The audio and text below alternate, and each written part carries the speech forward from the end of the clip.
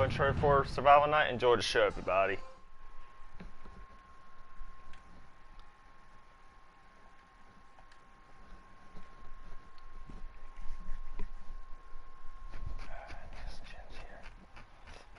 Hey, Jen.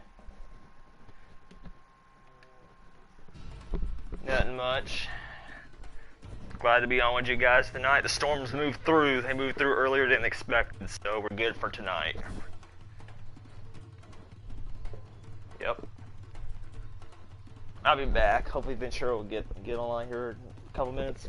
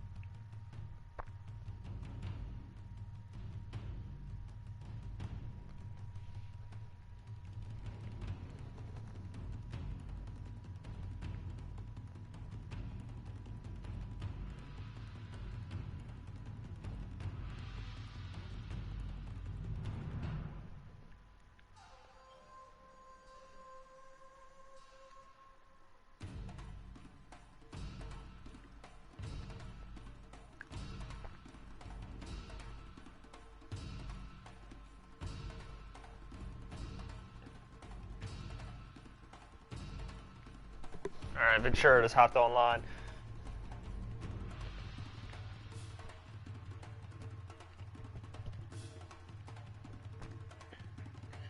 Yep, we got lucky tonight.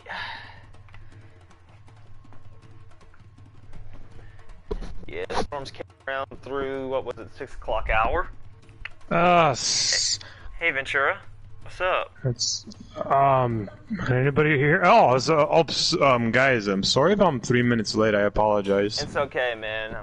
It's all good. I'm lucky to be here, even because you remember how I was telling you about those storms yesterday, and if I didn't know if I was going to make it. Well, right. I made it. The storms came here an hour or so earlier than expected. I guess meteorology was wrong. No, it was actually a good thing it was wrong, but at the same time, it's like in North Carolina. The crazy thing is this line of storms that came through. It's supposedly getting stronger as it moves east, producing a few tornado cells along the way. Fortunately, we just got you know, gusty rainstorm. Yeah, well, here on the west coast of Florida, all we have is just tropical storms.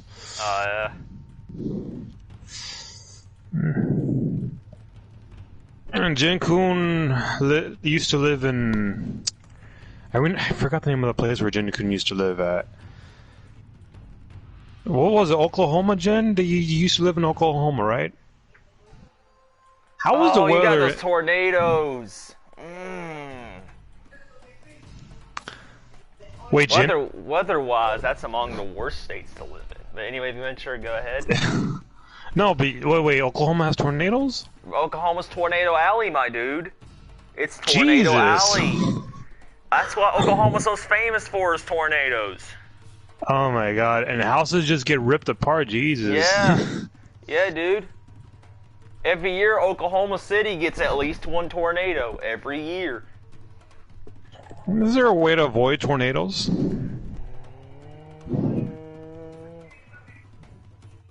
That's one way. I would say the only state that probably don't have tornadoes is Alaska.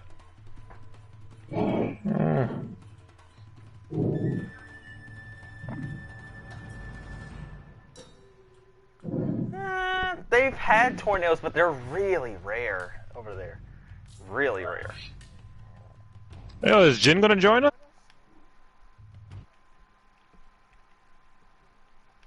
Honestly, don't know. I'm gonna invite Super Hall of Fame. I don't know if he's gonna join us, but he's an old friend of mine. Okay. Like, I doubt he would join us, but he's gonna play PvP right now. Okay. Why does he play this game too? Yeah, dude. No, Awesome, I met him in Uncharted 2, but Cool. I don't know if he's gonna play this game because like I haven't spoke to him in a long while. See, oh my god, he joined us! There's your friend. We gotta get your friend in here, man. Since he joined. Oh, I gotta give him a chat invite. Yeah, man. And he's 22. That's not necessarily terrible. Yeah, we'll probably have to revive him a lot if he's up for hard on Arena. But okay, you know. I'm gonna check my friends list. Dude, this guy, he's actually mad cool. I remembered him. I think so. Yeah, I'm gonna suggest you invite Jen. Can you suggest it for me?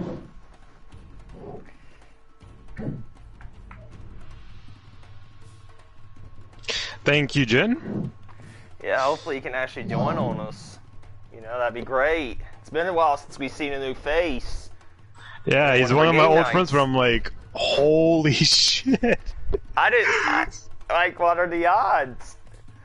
Exactly. I'm gonna have to leave the chat room and then tell them, No, don't leave the chat room.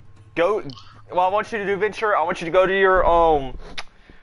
your sounds and devices. No, go to your game, right? Like, press your, PlayStation button, right? Scroll down to party. You see chat audio?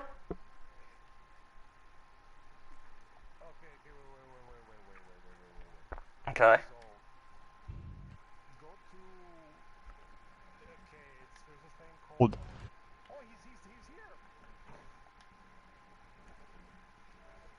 Okay, just in time. I remember Super Hall of Fame back when we played, I think was it Uncharted 2 or Uncharted 3, dude, I'm glad he's with us, because it's been a long time. If he played Uncharted 3, he'll have to tell me what it was like playing the co-op mode, since I never got to play it. Oh, that's right, I remember him from Uncharted 2, but damn, because my memory is kind of fuzzy, it's...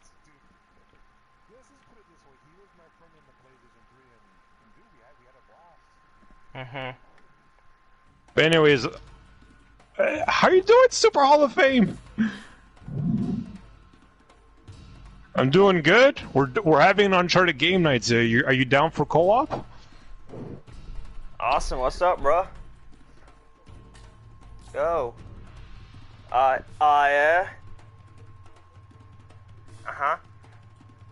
Okay. Have you, see, I'm gonna go and ask you one question. Have you beat the regular survival ladder yet? Like, beat all 10 stages at least once?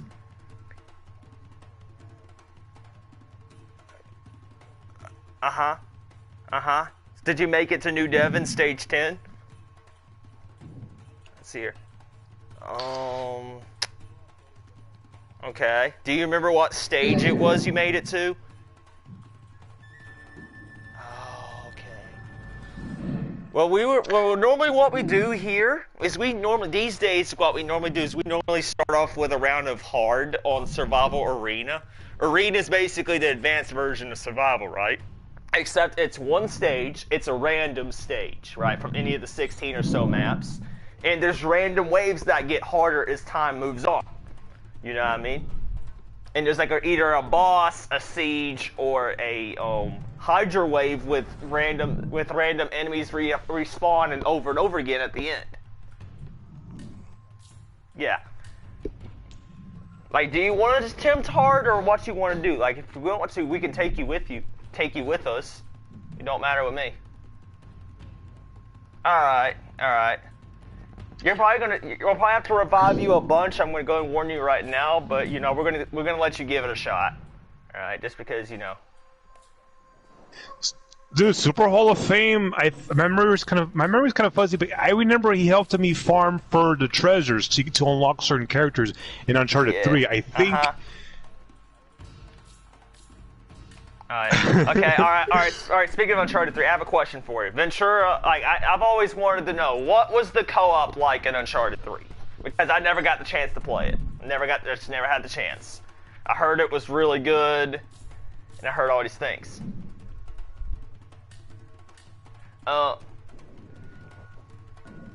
Yeah, that is kind of aggravating. They should have ported at least 3. Here's the thing. It's one thing to not be able to port 2's multiplayer. That's kind of one thing, because I heard 2 had somewhat of a unique net code or whatever it was. Oh. But 3 should have been ported. And besides, 2 didn't even have all that many modes from what I was told. It didn't even have all that many modes. And people didn't even play most of the modes outside Team Deathmatch anyway. But 3, they should have ported 3's multiplayer. 3, the hunters sounded like gorillas. Sorry to interrupt, but they sounded funny back then. 3 probably was the most supported Uncharted multiplayer, from what I've seen. As far as Naughty Dog's like giving it content, the amount of content, and etc. You know.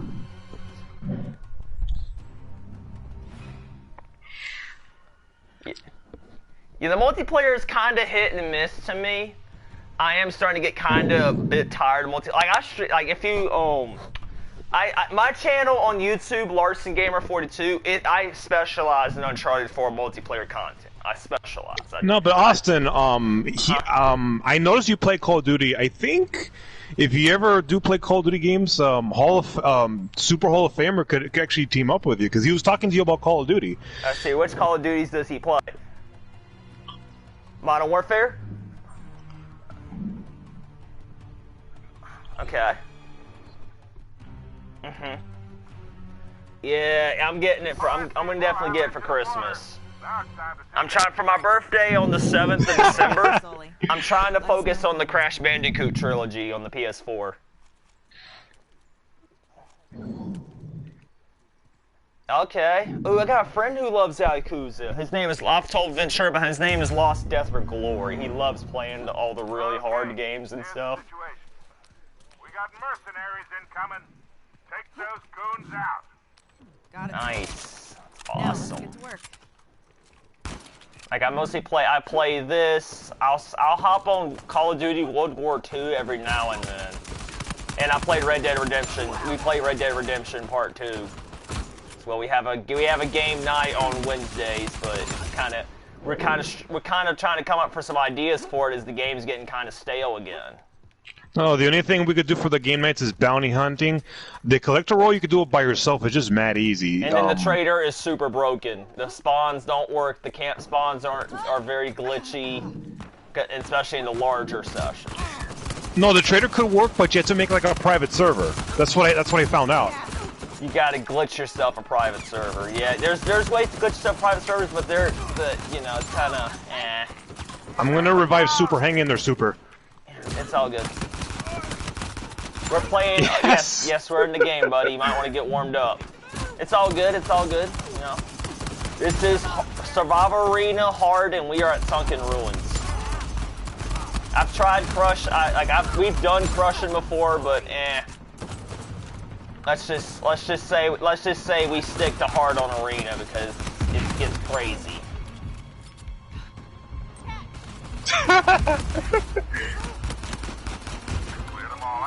It's okay, man. But I see you've leveled up pretty quick. Like, you're a decent level. You're 22, which anything above roughly a 10 is not bad. I remember when my favorite character, Johnny Clebbis, died in Grand Theft Auto 5. Me and Super had an argument about that. I'm not joking. Yeah, don't you remember? I messaged you. I'm like, hell no, bro. This crazy guy, Trevor, killed fucking Johnny Clebbis.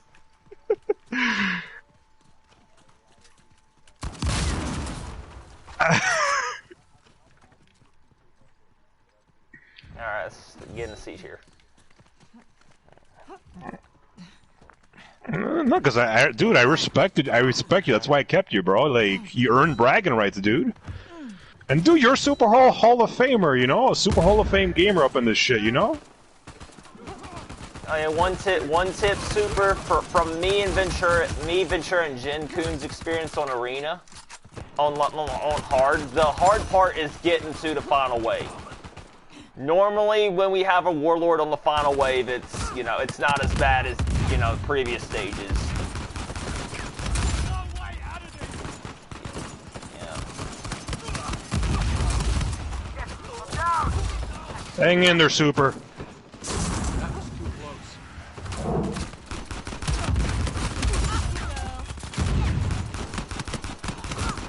Mister, I don't know if you noticed, but I changed my Elena to the yeah, it's hard on Arena.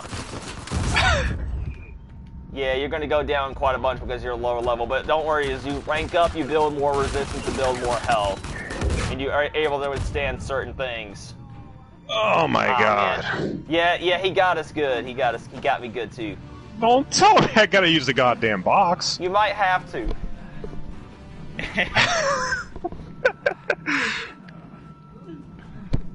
Alright. I'm glad I have this. And it, dude, reviving you guys cost me $2,000.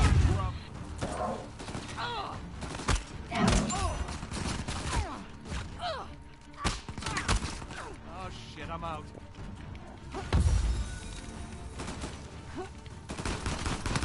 Yeah, we earned them through the weapons chest, which, you know, that's kind of on the multiplayer side of things. Nice job. Like, Taking the heat. they give you like a depending on your progress in the game, they give you a somewhat better version of a gun that does more damage, has more mag, whatever it is.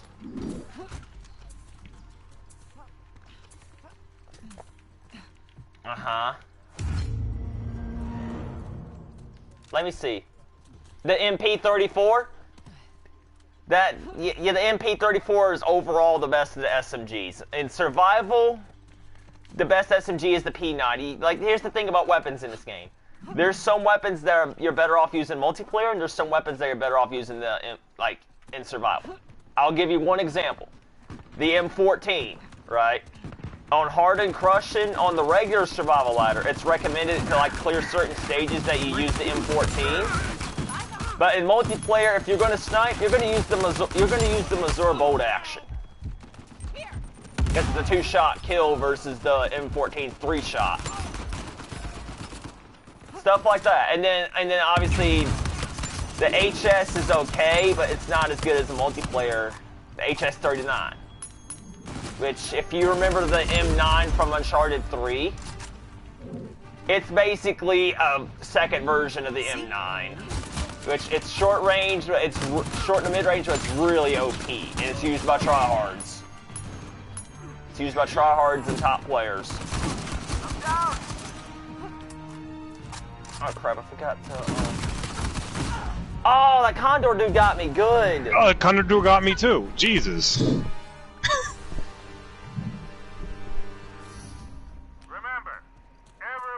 Yeah, the Condor dude just got, you know.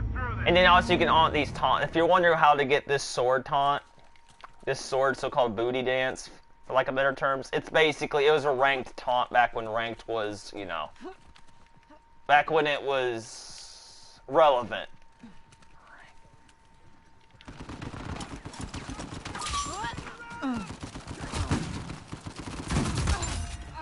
Uh-huh. Ah, oh, bro, I should have not went in there. I was trying to get the Condor, escape the Condor dude, and then I just walked right into it. Yeah, dude, I think that area is Condor City. No wonder why you got jumped. Alright, there we go. Oh, come on, dude. Go, go. Wow, I got choked again.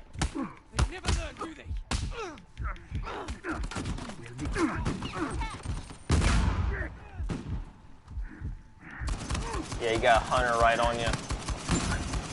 The hunters can get really annoying, especially in the later stages when they become armored. And they got armor on them like the Condor dudes do. Let's see, I need to get me a Sentami stone, speaking of, you know, later waves.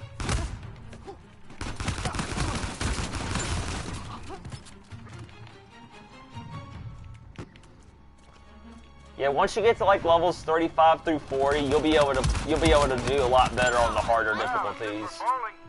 I'd call that a strike. Yeah. Yeah. I'll take that. I'll take this. Uh-huh. Yeah, you get more health too, which that more health and more resistance to damage always helps. And then you get more perks to help you enhance that resistance. Like, for example, I got a couple perks on me that are actually DLC that you can use from the booster chests and stuff, right? That like this one is called Mystical Expert. I don't know if you was wondering what that so-called dragon thing what you call it. Let me rephrase that. You remember seeing that purple stuff that came out of our bodies whenever I resurrected you that one time? That's mystical expert. Where basically, it's either mystical expert or mystical help healer. No, it's mystical healer. Where basically I resurrect you, and you get Eldorados coming out of you. And also I got Combat Revive 3, which basically on the third version you can blind fire while reviving somebody with your pistol. Which trust me, that helps a bunch on the harder difficulties and waves. Combat Revive, you can also run in multiplayer.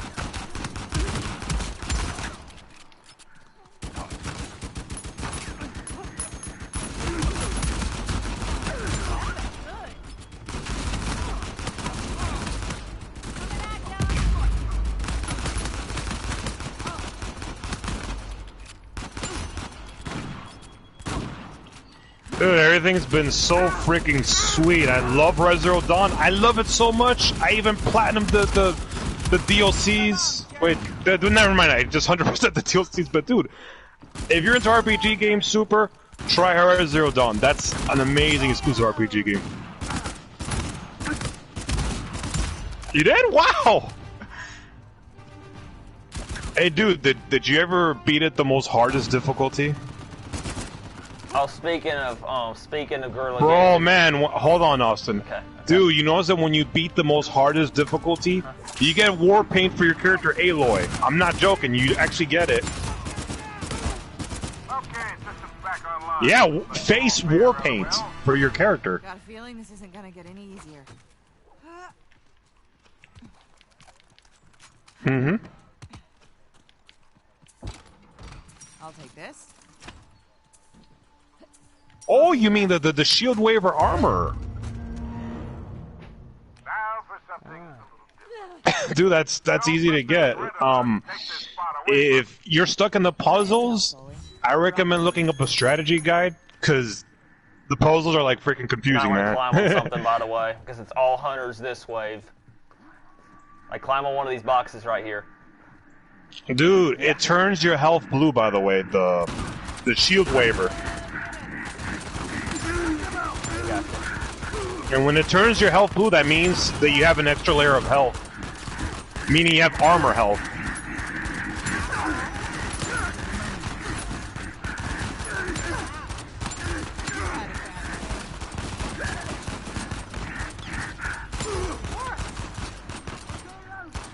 But anyways, man, I cannot believe you don't even have the heavy shield waiver. Like, I'm shocked.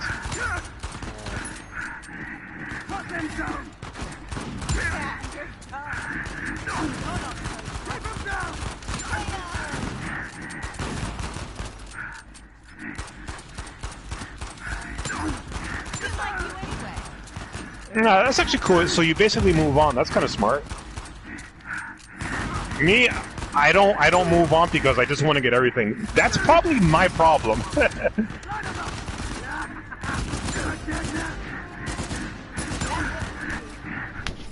that's what I call pest control. Nice work. Man, nothing like an adrenaline rush to wake you up. What's next?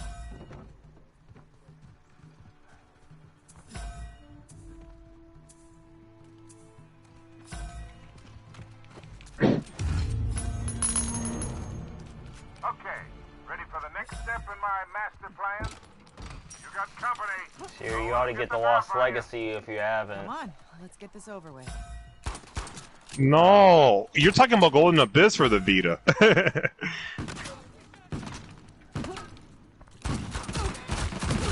Yeah, Chloe and Nadine, yeah. Chloe and Nadine versus the Warlord of Sov.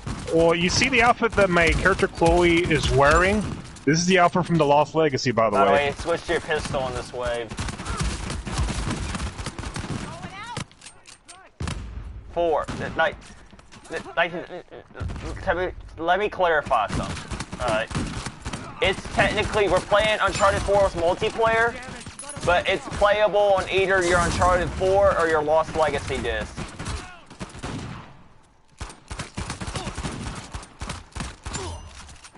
Okay, so me and Ventura, we both also play on the Lost Legacy discs. But that's because on the Lost Legacy discs, I've noticed that it runs somewhat better. Not necessarily the Uncharted 4, you know, default version necessarily runs bad or nothing. It just, for me, it runs slightly better on the Lost Legacy version.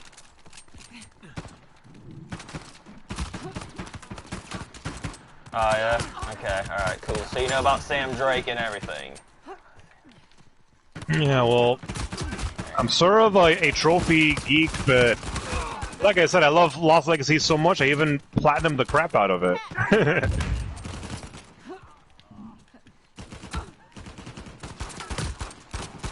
I'm an 82. In multiplayer, I'm an 82. And me and Ventura both maxed out at 50 in survival.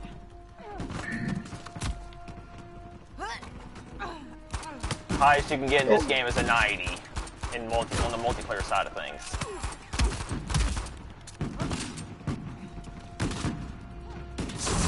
There you go, I got you.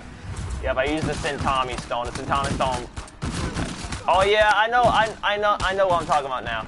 Basically, the other mystical perk that I was telling you about, I can carry multiple of types of mysticals at one time. Like, you know how normally, for example, the Wrath of El Dorado, right?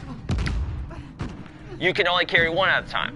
With Mystical Expert, you can carry up to three. Austin, try to revive Super. I got him.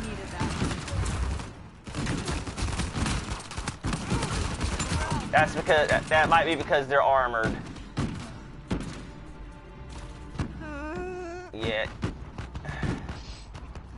Yeah, I'm gonna try to get to him. Oh. There you go. Get back in the spot, man.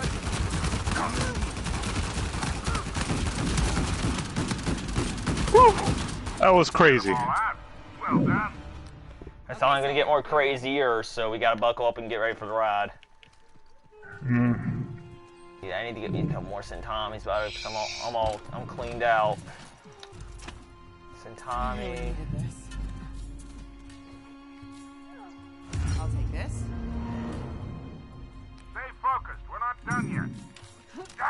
I'm down to 3,000. You'll have to figure this one out. Alright, this wave could take a while, but we'll see what happens. 3 times headshot damage with Eldorados, so you might want to keep your distance a little bit here. Oh, do they have to put those annoying Eldorados? Yeah. Try to get headshots if you can, because you do more damage. So I recommend you're using an FAL, arrowhead, or hell if you're really good with it, a sniper rifle. Haha, he shine lights himself. I got him. Ah. Going to be okay. Yeah, it's just the struggle. It's just the struggles of being a somewhat lower level. But you know, we've all had that struggle in this game. Sadly, though, I never got to beat the crushing difficulty. I've beaten everything but crushing. I remember I got up to, what was it, Pirate Colony Stage 8, and I legit just cracked. I ain't gonna lie.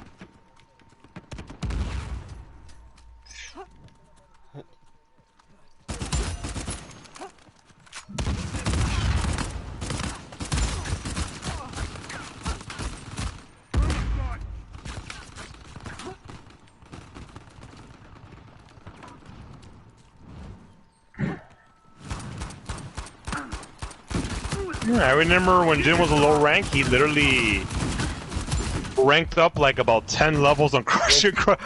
Yep. He played it even though he should have technically not been on that level. But Jin's a trooper though. He's willing to go all in even if he goes down 1,000,000 times. He's willing to go in. Jin's that hardcore, you know?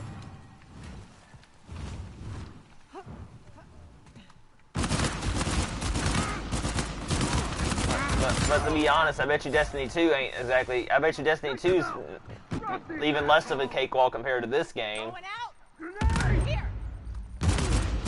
Jin loves to play Destiny.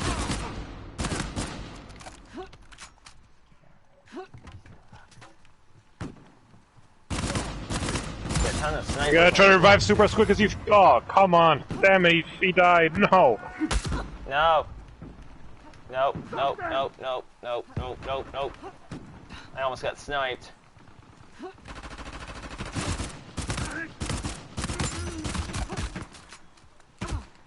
Yeah, it is like a bit mini spectating mode.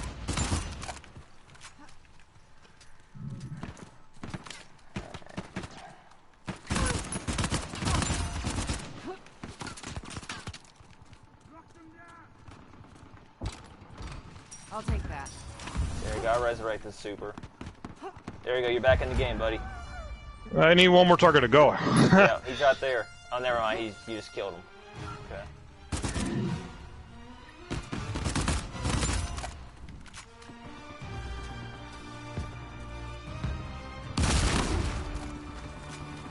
Get this! Coming at ya. There we go, wave's over. Back online. Looks like you all fared rather well. Alright, a siege. Is it over? Can I breathe? About again? time we got one. Okay, that's better. Yes, Nate, it was really tough.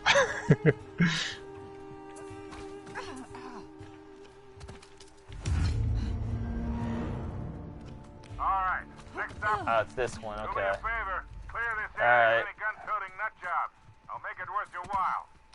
Alright, let's go. Now let's get to work.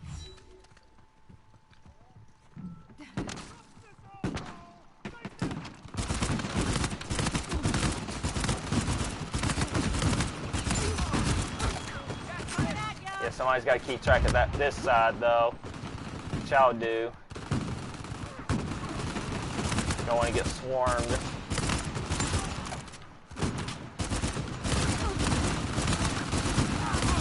Oh, man down. Go.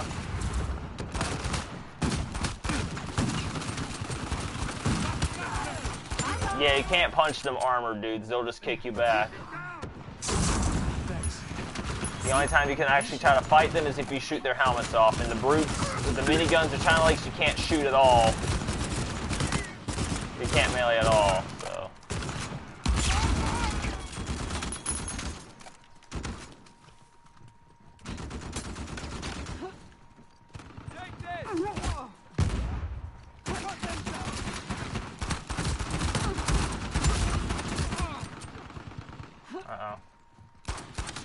here somewhere. Nope, can't punch me. There we go. Nope. Nope.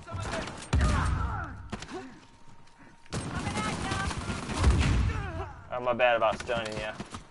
Oh, yeah, another good perk to have whenever you really get up there is whatchamacallit, steadfast. If you run the steadfast 2 perk, you're basically immune to you don't get stunned by explosions at all. It's pretty cool. I love it. Ah! Hold on. Are you kidding me? I'm wounded. There we go. Let's finish this. Alright, we won't let these dudes crack us down. Seriously? I got sniped? Oh god. Let's try to help him out here. Thank you. Ow! Yeah, Harbinger dude right there. Why do I have a B-shy on me? Bro, oh my god, seriously, yo? Right there. I got lag. Austin. I'm gonna try to get him. No! We just need one more wanker to go, I'm man. legit angry about that. I'm angry. I'm angry about that. That was a highway robbery right there, man. Bro, that was BS. Bro, to be fair though, I got screwed as soon as I switched to the B shot. Had I had my ARG wall, I could have blind fired them guys, bro. But no, the dumb game wants to pick up the B shot instead of the ARG wall. God. Wow. Try calling towards me. Okay.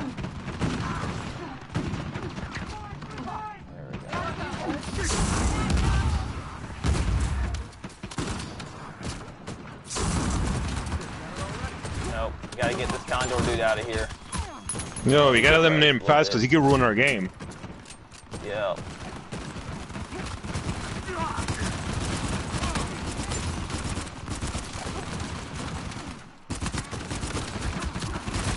Behind us. Wow. Are you kidding me? Wow. Bro. Dude. Bro, where do those grenades even come from? I've never seen that before. I've never seen him throw no 3 or 4 grenades like that. God, bruh. Yeah, this game sometimes it gets me angry. Because that was legit BS that first time.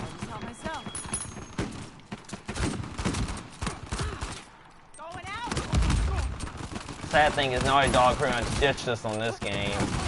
I don't know, Super. I don't know if you heard or even recall, but basically as soon as Lost Legacy dropped, they ditched the multiplayer. They legit fired everybody and ditched it. I'm gonna get you up. That's a shame too, but what can I do? They didn't even give us skins for a Saab.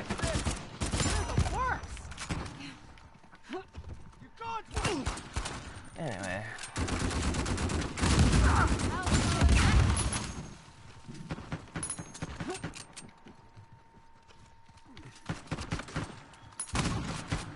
Same here, but they got delayed until the 5th of 2020. May 31st, 2020. I'm assuming, my assumption is that they're going to try to get the multiplayer out day 1, that's why they delayed it. Because originally they was going to delay the multiplayer a couple months. To be honest, I'm going to say this right, Last of Us, Ventura and Jen already know this already, but Last of Us ain't my bag. I'm an Uncharted guy at heart. Oh, it is, like, personally, I just, like, as great as Last of Us is, as cool as it is, I guess, it's just Naughty Dog's attempt on it's the, we'll say the undead / infected. for lack of better terms. Ventura hates it when I call them zombies. Well, I don't hate it. It's just, you know, because that's not what they're called. But I mean, I guess they are undead because they're not really dead. The spores causes them to get angry. That's stage 1. Stage 2 is when they have like the fungus infecting their brain. So it's basically a plant that causes people to go crazy.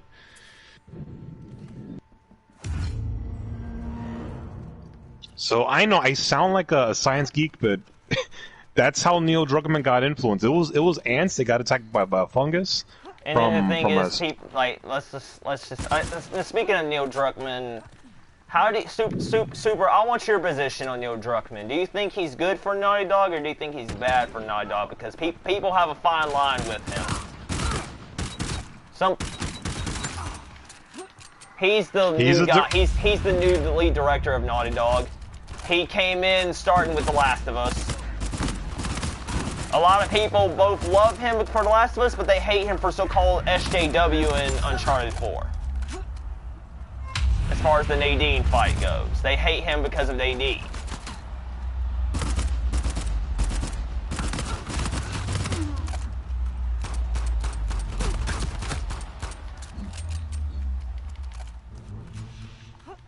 Like I'm just throwing it out there that basically people have Neil Druckmann, as far as the Naughty Dog fans goes, he's on a bit of a thin line. He's a bit on thin ice.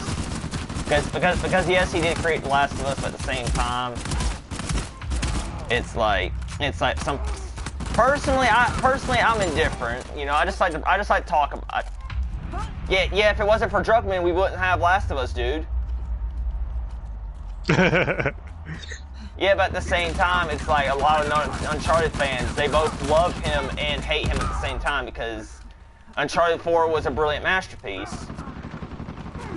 But at the same time, a lot of people will so-called associate him with so-called social justice warrior. And I see, how do I put it? I don't want to say social, but you know what I'm talking about, right? Where they basically, they claim that they are appealing to the so-called SJWs, feminists, the whole 9 yards with Nadine.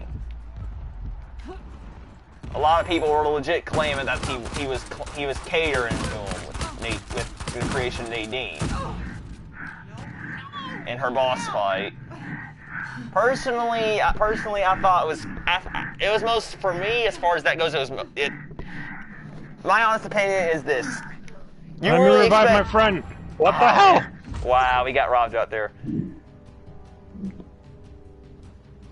Yeah, definitely. Once more for good measure. But basically, a lot of people feel like my position on the Nadine boss fight is this. I'm sorry, but Nathan Drake can't fight. I'm sorry.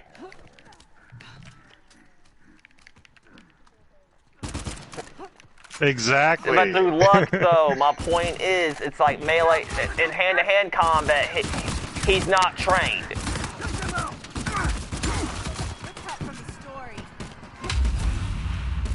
Even Sam had more training than him, even though it was just informal prison training. I felt like, personally, if you go back and watch the fight, I felt like Sam actually had a chance. You know what I mean? Even if it was a small chance. Nate had no chance. I'm sorry. None.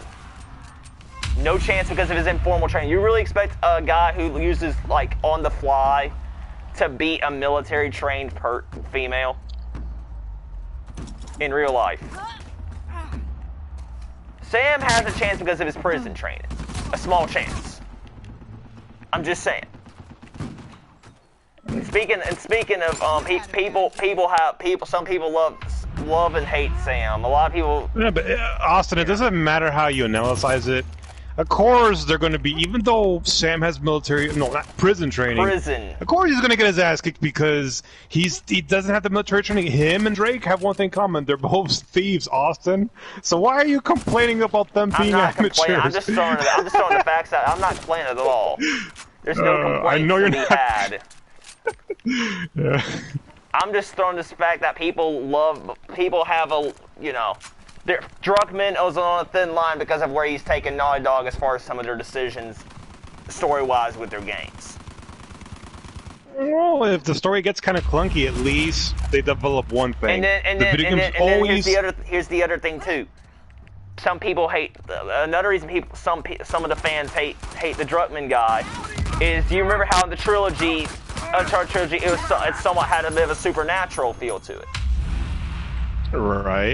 A portion of the fan base, and I forgot that I've been forgetting to mention this. A portion of the fan base hates the more grounded feel of 4 and the 4 onwards.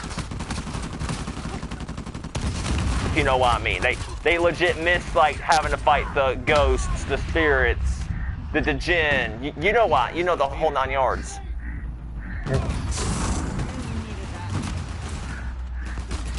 Oh crap! Yeah. Armored Hunter, go away! Yeah, this go away, Armored Hunter!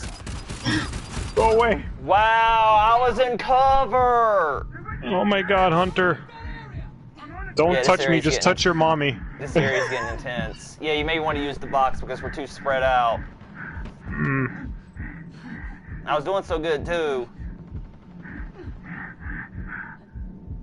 Oh boy, Austin, get back on your feet! There's a Borg going after me. I mean, a hunter.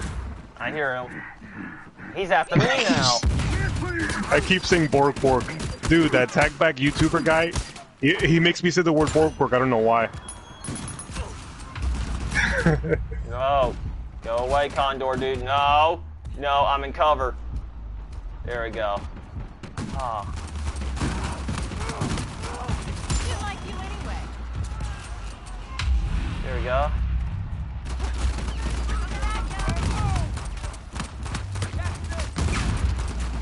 Go. Oh man. Yes, there is. Yes, there is. God, leave me alone. Dude, Wave 9 is intense, Austin. I know, right?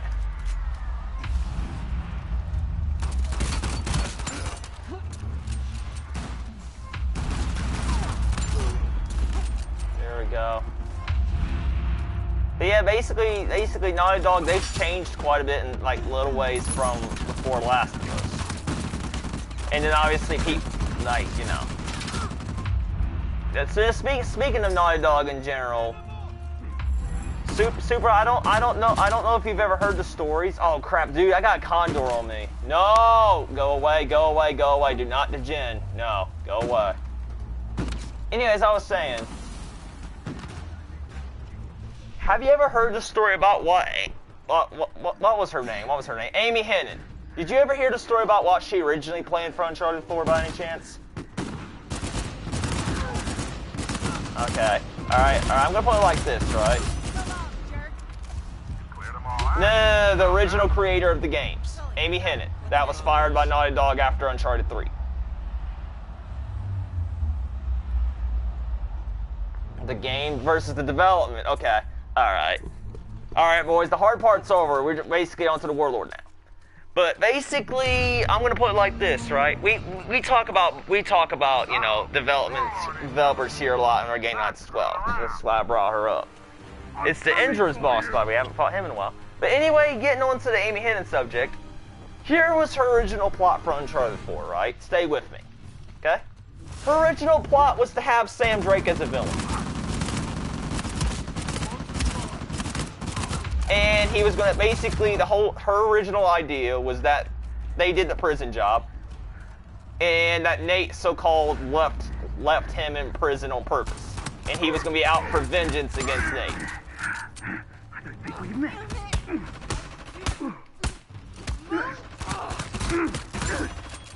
Let's see, which, so I'm assuming you would have not wanted Sam as a villain. And personally, I loved Sam Drake. Sam is a very close second favorite of mine after Chloe, because I love his background of how he's basically the darker Drake. You know, I think Sam is more of my favorite character because he's like, he reminds me of me in a way. Like, he's not a family guy. He's more of a, hey, I like to flirt with girls because they're cute type of guy. Yeah. He's kind of more along Sully's lines as far as being a good-hearted person who's got a bit of a shady past. which is why, you know, Uncharted 4, it's hinted that Sam and Sully team up, or at least partner up in the treasure hunting game. But my point is, basically, the story had him teaming up with... Her story had him teaming up with Rafe. Rafe, from what I understand, the story about Rafe and him being a businessman and childhood friends with Drake's, that was the same. And Nadine was involved in her story as well, but to a lesser extent. From what I heard, from what I read about her so-called story, the so-called story was going to have, towards the end, Rafe and Nadine kill each other, and then you fight Sam as the final boss. No, but keeping her alive gives reason to make another story. Yeah, and then come on without. I actually thought, even though they was your typical mercenary group, I actually liked Shoreline as a whole. I thought they were a cool set of villains, even though my personal villain group is the Order from 3. By the way, Uncharted 3 was my favorite of the trilogy, and I love Talbot is one of my favorite villains, despite his teleporting BS. My favorite line from Talbot, "Don't trust Drake," and then Don't trust Charlie Cutter gets manipulated and goes like ape shit. I'm like, Jesus. Yep. Like Marlo. The thing about Marlo, speaking of the Hermetic Order, the thing about Marlo is, it's not necessarily she was a bad villain. She was just an underused villain. She had so much potential as a so-called mob boss of a secret cult. And it's like in the second half of Uncharted 3, they legit just underused her. Yeah, no, I remember when she was like much younger, going, you know, man, she was so... I know, right? I actually loved young Marlo. I wish that was a skin in this game. Yeah, and like... Yeah, I mean, I'm sorry if I'm talking about mofos here, but even for an older woman, she still got some cuteness. I don't know why. Yeah, maybe I have my fetish with older women. In this game, they actually made her somewhat, like, good looking. Yeah, Sully's ex. You could say they had a bit of a relationship behind the scenes, but Sully took advantage of it because he was strictly there on business. But and then obviously, as we all know, he saved Nate from Marlo killing him as a 15-year-old. As we all know. Oh, I thought Nathan Drake was actually 13, or was he 15? Yep, according to Uncharted Wiki, he was 15. Oh. Yeah, I know, right? It was. Then here's the thing, though. Here's the thing. Speaking of Marlo, I do think it was kind of cool how she hinted at him having a brother, along with his time at the orphanage. I thought that was pretty cool. You know, like it was like an Easter egg before Uncharted 4 of Sam Drake and them, you know, being abandoned by their dad, because of course it's revealed in this game that their mother committed suicide. Or was it 3? I think Marlo may have said that too. When she was interrogating him. No, according to Uncharted Wiki, their mother committed suicide after her illness because she didn't want to suffer anymore. From my understanding, it was physician-assisted suicide. Most likely. Well, if I had an illness, I would have wanted... Sorry, go ahead. That's just what the wiki said. Normally the wiki and the games are right in line with each other, so...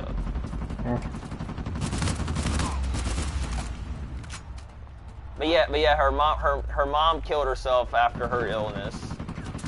And obviously their dad surrendered them to the government, to the orphanage.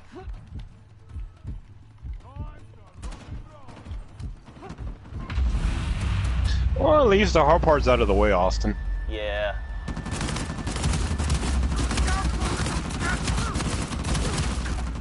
And look how big his health bar is.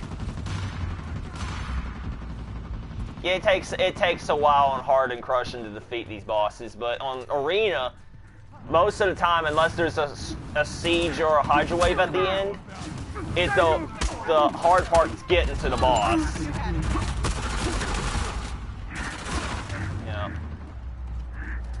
Yeah. From what I heard, though, the survival in 3 was better just because it was story-based.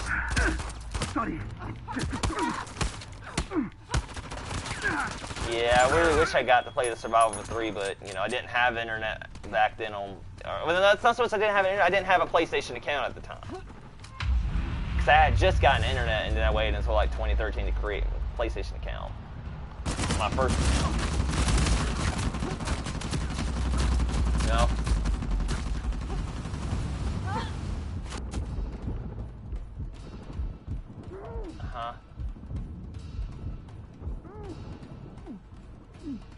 Yeah, speaking of that, let's just say I got a bit of a wake-up call yesterday to do this.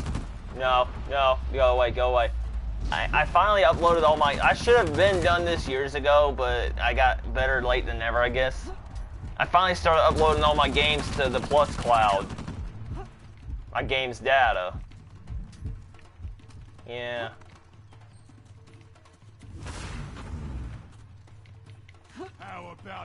And by the way, that Harbinger's glitched, guys, so a little heads up there, unfortunately. No wonder, I was trying to get it. I hate when they put certain weapons like that, they'll glitch when they're like edges and stuff, but it just is what it is. He'll die, we just gotta work together and defeat him. Oh, glad I found this. Don't worry about it. I'm down. Yeah, when your screen starts getting gray, you don't even fight, you just run.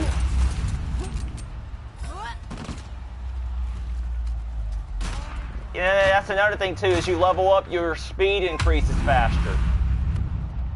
Your running speed. Your running and turning speed increases faster. Even though, like, I will say this though, there is this perk that it's actually in the base game, you don't have to get it from the chests or nothing. Right? You just earn it through leveling up. It's called Speedy G. Speedy G, depending on the level, you can run as much as 50% extra. Like faster than even, you know, even like more than even if you was a level 50.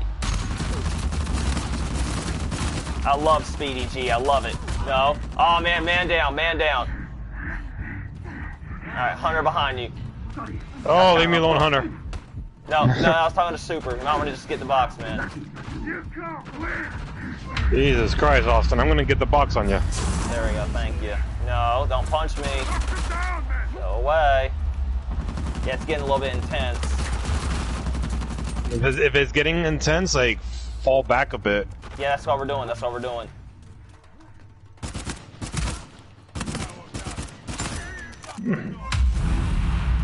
Like, honestly, if you ask me, and this just comes from our 2 or so years of beating these bosses over and over again, the Indra overall, once you find out, he's overall the easiest. He's still annoying with his circles, but he is the easiest to beat.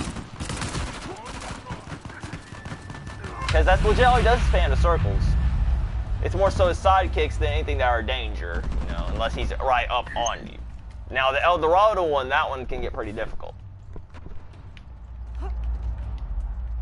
No, the skeleton, that's the auction dude. That's the Henry Avery. He's probably one of the harder ones, but he's not the hardest one. The easiest one, obviously, is the Djinn one. Well, then the thing is, I would say that the Djinn one is easy until you get to Crusher. Yeah, that's me. No. Come on. Yeah, he's really spamming the hell out of me with the circles. God damn it. Trying to get Super. Let's get the hell out of his view, because he keeps on spamming us with circles as long as we're here.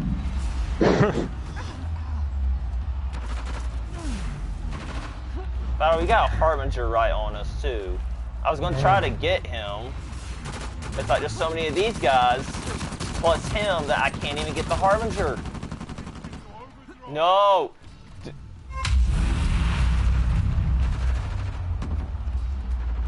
There we go.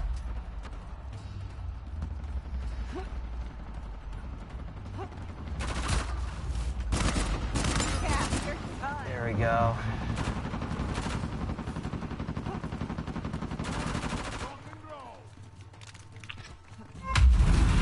Go. Give me that P. Lane get good P90. No. Wow! You hit?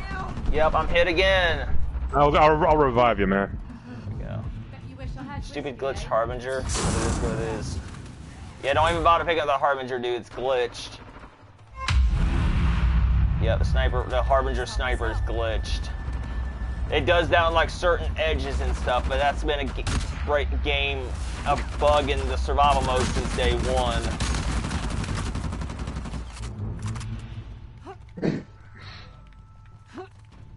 Like honestly, I will say this though. I love Naughty Dog. I love Naughty Dog to death, but that's multiplayer hasn't exactly been their strong suit as far as like fixing bugs and stuff. And amount of years they support it. Because they basically, there's a ton of bugs in this game that they basically just abandon us with.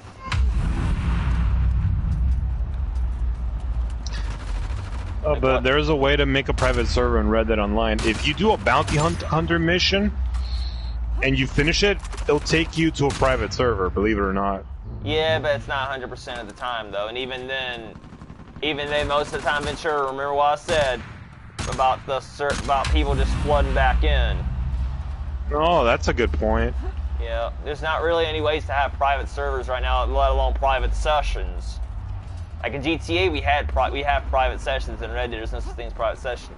But my fear, though, with private sessions is I'll put it like this: in GTA's private sessions, you can't sell your drugs, you can't sell your weapons, you can't manage your nightclub, you can't like do nightclub sales, you can't do anything as far as making money goes outside of certain like side missions. So basically, they neutered the private sessions in order to try to force you into a public session. Then what's the whole point in having deals when you don't have a private session? I'll tell you what's even worse. What's the point of crew sessions if you can't do jack on them as far as selling and making money with your drugs and your weapons? What's the point of that? Exactly. In GTA Online, you have the so-called crew sessions, but they're pointless. If my ex-crew leader Tool could, he would run the drug crates all day in the private sessions. I'm just saying. You know, Tagback Gaming made a YouTube video where he was complaining about that. He was like, why Rockstar? He showed a video of a panda bear destroying a keyboard. He was like, why Rockstar? Ventura, that's legit. Like, Ventura, all you can do is the Headhunter CEO mission and combine that with a Terabyte truck mission. That's all you can do. In the GTA private sessions, man, you can't do nothing else as far as making money goes. Jesus Christ! No wonder I never played GT5 online. My fear is that even if we do get private sessions with Red Dead, they'll just nerf the animal spawns. And you know they'll do that. You know they will. They'll nerf the animal spawns. They probably won't allow us to sell as the trader. They probably won't allow us to resupply as the trader. You can't even resupply your businesses. The drug businesses, man. Dude, you're level 22 and you actually got past this. Nice job, nice. Bro. You made it. Nice. I was almost worried for a second. I'm not gonna lie. I wasn't sure if we were gonna pull that off.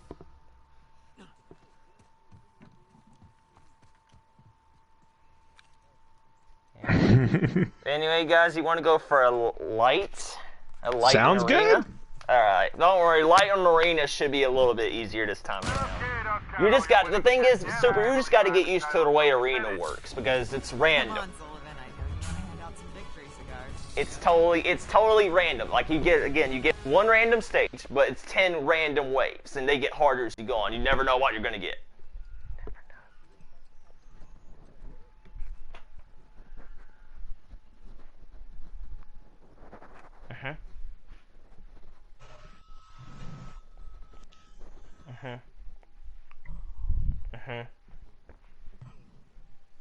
Yeah, I know. I remember the hunters. If you didn't press triangle fast enough, they would snap your neck. Yeah, you can get out of it. And then here's the other thing too. I run this one on my regular loadout. I run this one perk called Prize Fighter, right? You can or is it no? It's Iron Jaw. Iron Jaw, I run it. Iron Jaw 2, you can get out of hunters in only 2 chokes. Or what is it? 1 choke, I believe. Alright, I'm going to run as Sam. God damn it, Austin, I was going to pick someone else. It's all good. 2 Sams ain't bad. Or 3 Sams. Uncharted 4 Sam from roughly Libertalia, or Madagascar. Lost Legacy Sam and a Warrior Sam. I feel special because I'm Lost Legacy Sam. Normally I run the Super. You remember his dress shirt from the? You remember how both him and Sam had the dress shirts and dress pants at the auction? No, the casual Sam. That's what it's called. It's called casual Sam. Normally I run that. There's this one color swap that makes him look like he's wearing khakis. Thanks. Yep, it's basically he's basically wearing dress khakis. That's the swap. That's the one I normally run. This one's Warrior Sam. It's the DLC. My only problem with Warrior DLC is it doesn't really show his tattoos that well, but it is what it is. I still like the skin anyway. In fact, a lot of the Warrior skins, I love them. They're some of my favorite skins in the game, for the most part. Ventura thinks it's, you know, I'm person from Roman or something. I don't know. And I run these skins. Not your move, jackass. You like that? Never liked those jerks anyway. Thanks for keeping them off our lawn. Alright, check this out. What's up next? Soda can. Dumps it.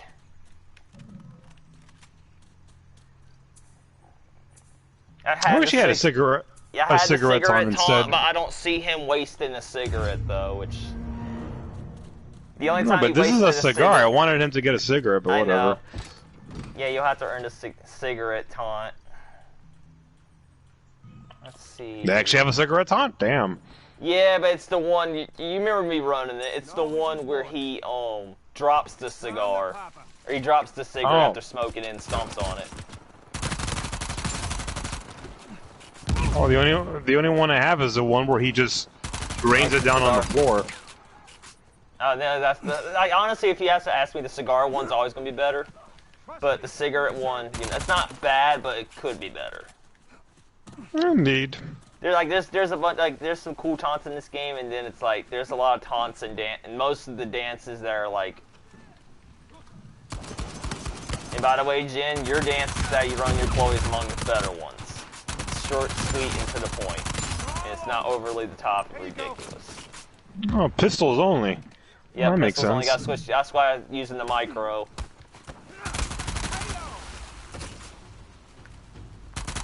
Oh, by the way, Super, in the multiplayer, have you unlocked any of the hero weapons yet, by any chance? Yeah. Okay, alright. So basically, but you do remember the hero weapons from, like, Uncharted 3, for example, right? Victor, please, hold your applause till you're done with us. Like with the 2 attachments instead of 1. They do have those in this game on the multiplayer side too. Yeah, I mean it just depends. If you really want to get into it, right?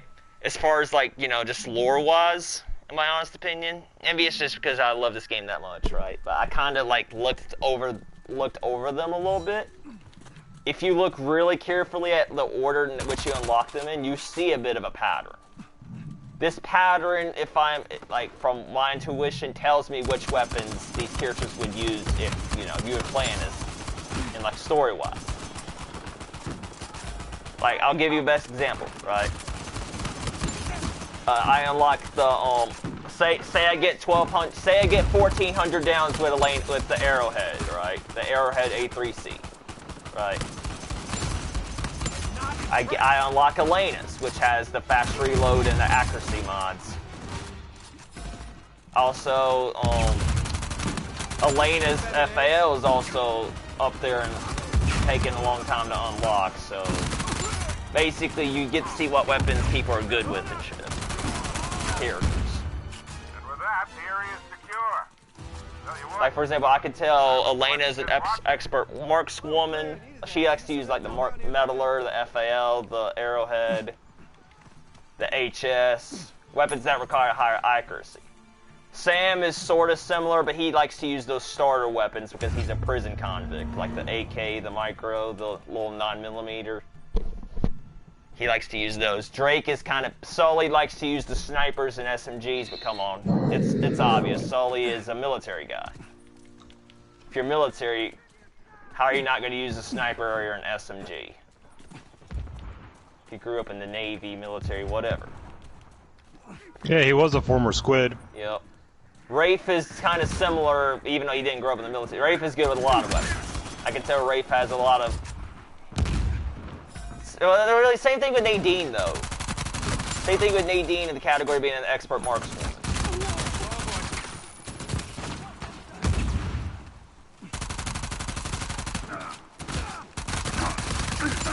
Like, in fact, what I've been doing on my channel here the last several months, really almost a year or so, right? I've been doing so-called playthroughs of each of the good hero weapons. Like the ones you have to, you know, that have the better attachments and whatnot. Like I'll use ones with extended mag, fast reload, stuff like that.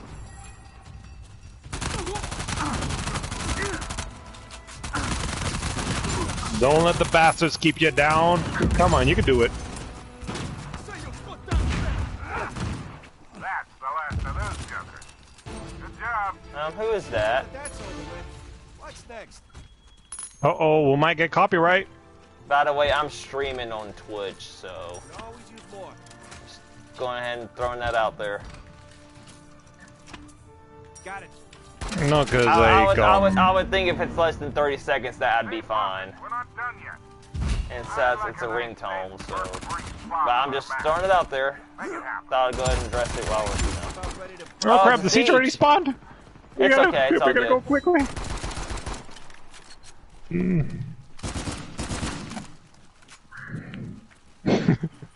No, but seriously, that YouTube video was so funny. Like, a guy dressed up in a panda suit, he breaks the keyboard, he says, "Why, Rockstar, why?" Why, about the private sessions? Yes. Like, Why are they broken? To be honest, Ventura, it's kind of one thing.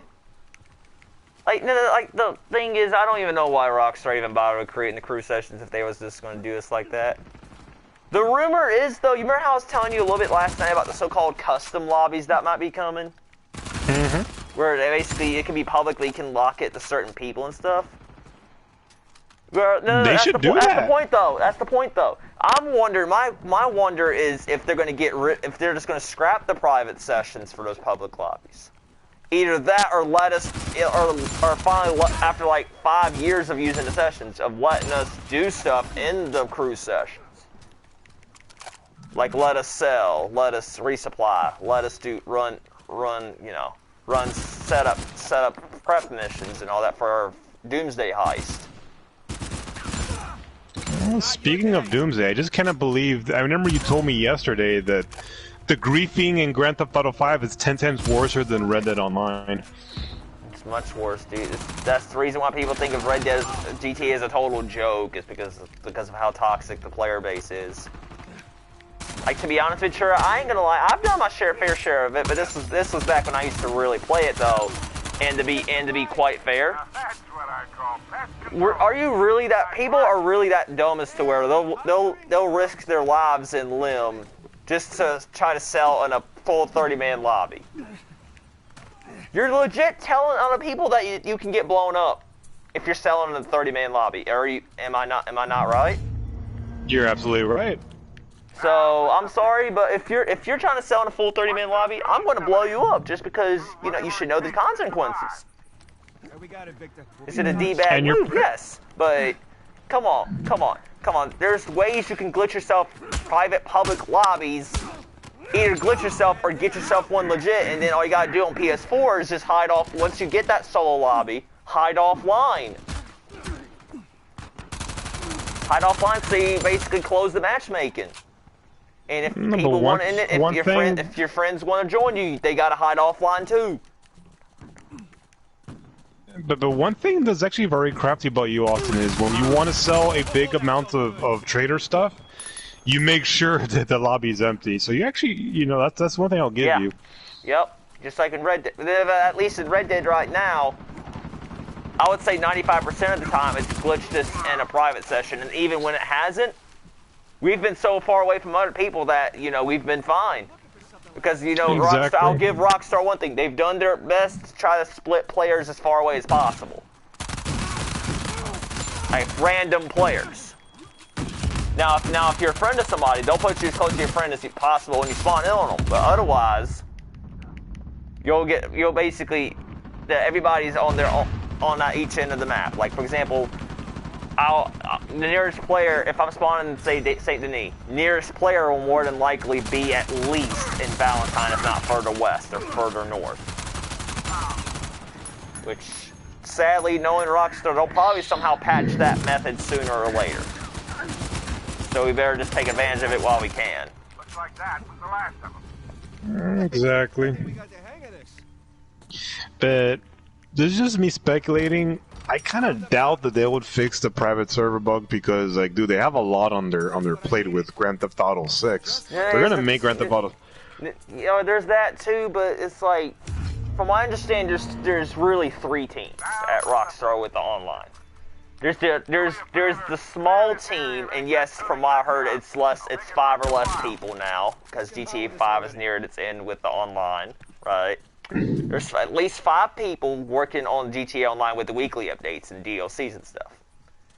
There's probably teams of 30 to 50 people of each working on both GTA 6 and Red Dead Online. Maybe more to one or the other, so you get my point. You know, I wish you could choose what gang you want to roll with. Like, that's the thing I just don't like about GTA 5, that you cannot pick yourself to be in a gang. Check this out, Ventura. I meant to tell y'all this last night too. Check this out. GTA, according to the leaker Fun 2, original plan for online was supposed to be similar to San Andreas with the gang wars, with the territory wars. Yeah. Yeah, you're going to choose your own gang, and you're going to try to take over San Andreas, and you were going to legit fight to the death for all the regions. That would have sounded, that actually sounds cool, but sadly Rockstar didn't, you know. Yeah, remember the Angels of Death were in Vice City, I think, if I'm not mistaken. Nope. Angels of Death didn't come until 4. Oh. That was the Mitch Baker's gang, the Mitch Baker gang. You remember Mitch Baker from Vice City, right? The biker that I remember. Said he had to do a few jobs for. Yep. Mitch Baker was cool though. I love Mitch Baker. Pest control. Nice work. Cougar, see how this girl can handle on a Zeppelin or whatever, on a bike. He kept on calling Tommy Vercetti a girl. It was so funny. But that's because of his Hawaiian shirt. That's why everybody called him a girl. Hawaiian shirts were fly in the 80s, man. I ain't gonna lie to you. I know. You remember, Ventura, you remember Umberto Rabina? Exactly. You remember the Cuban dude, Umberto? Yeah, I remember Alberto. Yep. He also called him a girl. Oh, you a cubana sa chica maricón. He would talk like that too, by the way. Yeah. Oye, Tommy, amigo. Even though you're not Cuban, you have Cuban heart. It's about proving yourself and having so-called balls. Like I don't think you have the cojones to do this for me. Yeah. Vice City Stories, he was like that. With Victor Vance, he was like that too. Victor Vance, Lance Vance's brother. I never played Vice City Stories. Is it worth playing? Yes. It was supposed to have a PS4 port last year, but it never came. Both it and Liberty City Stories, which if you're wondering what that game's about, you remember Tony Cipriani from GTA 3? Yeah, I remember him. Yep. You get to play as a slightly younger version of him trying to help Salvatore Leone take over the city. Yeah, but I don't like how in Grand Theft Auto 3 they made Tony into a pansy.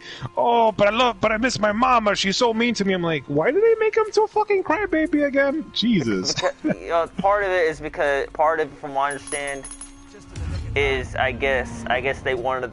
I don't know. I guess they wanted that one character that had so-called parent issues with, you know. She's just as, if not more annoying in Liberty City stories though, because she's all over Tony. She even calls a hit on him, just so he can so-called prove himself. Yeah, she's that savage. Jesus. She calls a hit on her own son. Mom, why would you call a hit on me? Because you're a lame boy. Oh, Jesus Christ. You know I'd do anything for you. Oh, don't tell me Liberty City stories, they still make him into a pansy. Jesus Christ. Yeah, but to be fair, I like his voice better in Liberty City stories, believe it or not. He's more believable in Liberty City stories outside of that. Vice City stories, I felt like he was a bit too... I don't know. He was a bit too focused on the triads. But that's because I guess he got so obsessed with them. I don't know why. I think the reason why Laszlo, and I'm sorry if I'm changing the topic, I think the reason why Laszlo had his own talk show in Grand Theft Auto 3, I think it's because he got kicked out of a rock band, if I'm not mistaken. Laszlo's weird. He's a weird figure. He's a discount Howard Stern, if I'm not correct. Like hell, bruh. It's crazy how his character has lasted this long. He's the only character that I'm aware of that's crossed both over into the original timeline, the original games through the stories games. Dude, he killed a guy selling hot dogs and just drowned his face for no reason. He's the only one who's lasted through both this so-called 3D universe, the PS2 games, and the HD universe, which is 4 through what we have now. Yeah, I kind of want Laszlo to die because he was a real prick, and if anything, the only character I see dying in GTA 6 is maybe Trevor. I got a feeling Trevor's gonna go the way of Johnny Clements. Why? Because he's a psychopath? Yeah, it's been teased. Multiple, basically in 2 of the 3 endings, if I recall. 1 or 2 endings. 2 of the 3 endings, it's teased either he or Michael will die. And to be honest, I hate saying this, but I don't see any of the 5 characters coming back as playable in GTA 6. Michael, I don't see coming back, and Franklin will probably just be a cameo appearance. No, but Everyone all right? I heard that you could decide whether you want Mike to live or die. I know. And then, yeah, you can also decide where do you want, Oh, shit. You can basically decide to, keep the 3 of them alive and kill all their enemies. Focus, we're not done yet. Ah, man, the siege already started. Alright, let's get into this area pronto. The siege is gonna get crazy, so just stay with us. I'm playing with Jin and my old friend, Super Hall of Famer. At least this siege is just on a light, but it'll still get crazy though. Oh, he's a good gamer. He backs up the name too. Super Hall of Fame, there you go. Alright guys, I got an Eldorado ready to go, so... Fortunately, I'm not running a hard loadout, but, you know... Austin Larson. And Jin-kun is just chilling. Okay, but I gotta focus on the game, champ. Sorry, Austin, I got distracted in my... It's okay. It's all good. My sister was talking to me, so I apologize. It's all good.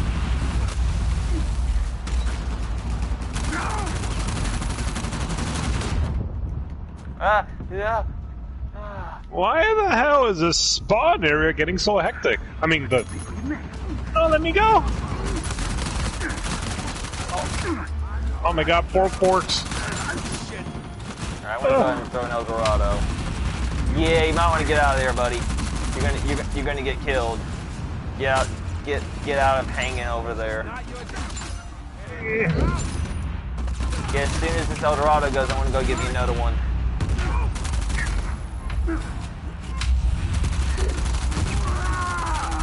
This is why I'm also blind firing with the micro. Alright, go anyways,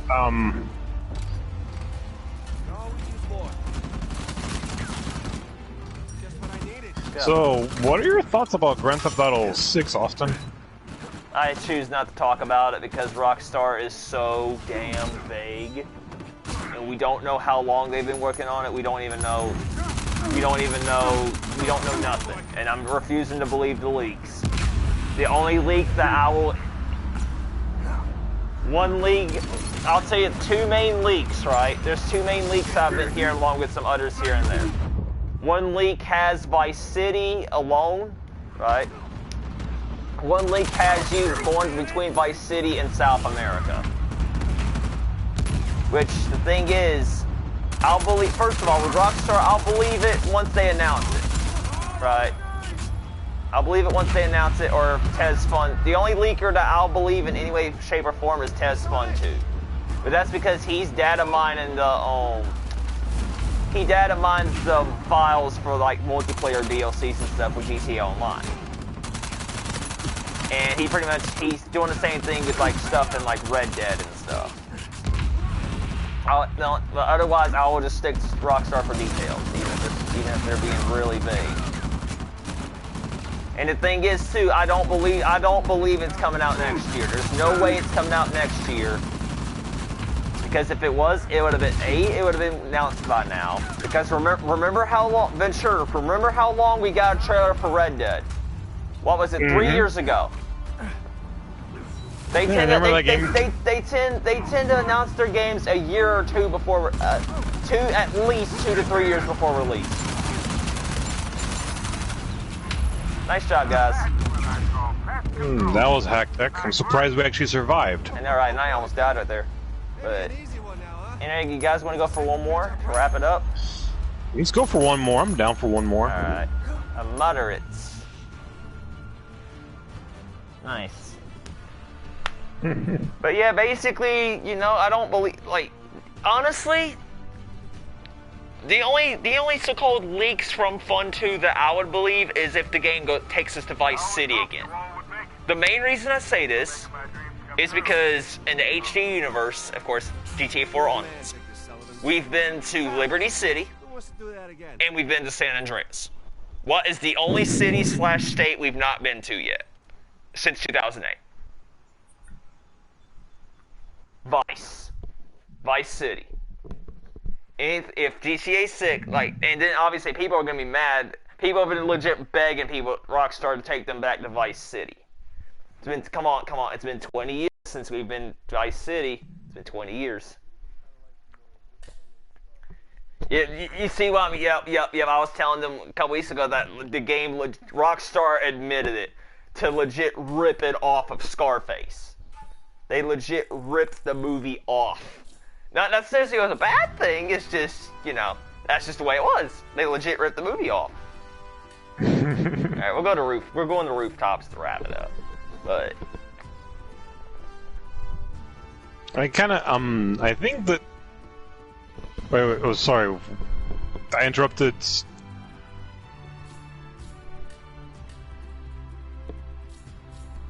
Yeah, we've been at max for just under 2. We've been at max for just under 2 years. Max survival rank. This ain't multiplayer. This is just survival. There's totally different. In the multiplayer, you can get up to level 90. I'm roughly an 83 in multiplayer right now. Villains to wrap it up. Nice. All right. Fuck it. I'll lead. You'll follow.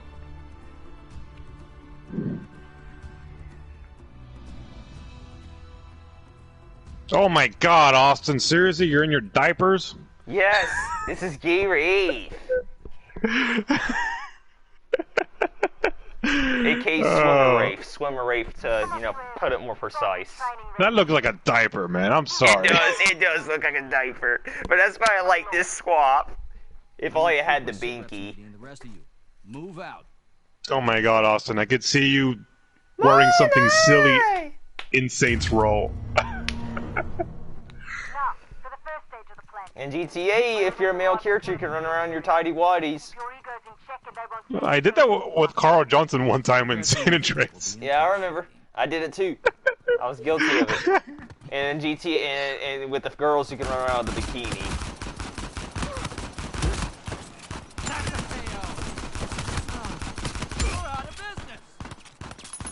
See that, Para? Oh, but by the way, for obviously since we got a newcomer, we also do. I think you already told Hall of Fame that we do Red Dead game nights. I did. We have Red Dead game nights on Wednesdays, but I don't stream it though because I'd rather focus my streaming resources, you know, my streaming on the Uncharted 4 game night since that's my main event. No, but the thing that I like about you, Austin, is that you're really good at multiplayer. Even though you complain about, oh, I hate that this is hard, dude, you know how to. I can back it up though. I can back it up. That's true. Yes, I ain't gonna lie. I have my moments where I tend to be a little bit overbearing on the complaining, but that's just the way I am. If I see a fault, even if everybody else disagrees with me, I'm gonna point it out, whether people like it or not. It's just the way it is. I've always been that way. And the rooftops, to be fair, an arena. Check this out. An arena, you play all 16 or so maps. In this, in regular survival, you only play like 10 of them, where basically you leave 4 to 6 maps out. An arena, you play this, treasury. What is it? Let's see, what is it? Oh. Yeah, this what we're doing right now is arena. Yeah. You play this map. What is it? Oh. Treasury. There's a couple other maps I can't really think of at the moment. You play Island. You play the Island map, the Libertalian map. And there's like 1 or 2 other maps that I think I'm missing. But otherwise you play and you can basically play all the maps. Unlike regular survival, you just play the first 10.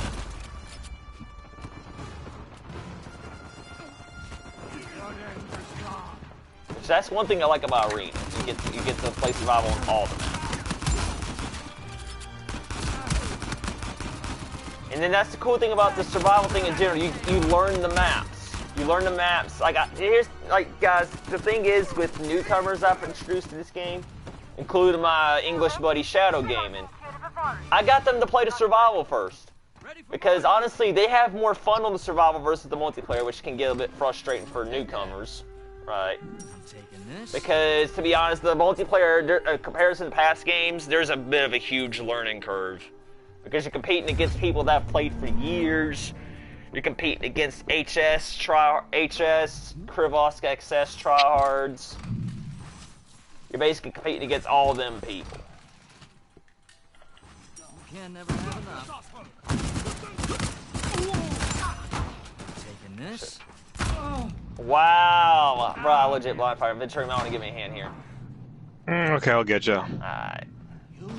But basically, you basically, if you're low level starting out, you almost have no chance on the multiplayer side, unfortunately. That's just the way the game is now.